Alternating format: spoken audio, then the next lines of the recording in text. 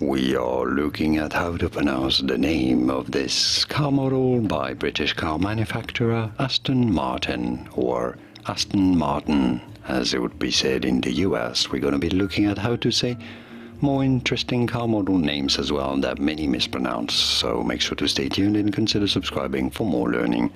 How do you say it? Well, it can either be said as the one,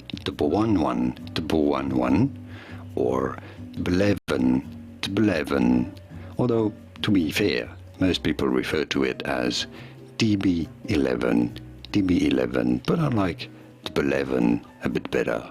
DB11 by Aston Martin, and now you know. Here are more videos on how to pronounce more interesting car model names and car brand names whose pronunciations aren't always obvious. I'll see you there to learn more. Thanks for watching.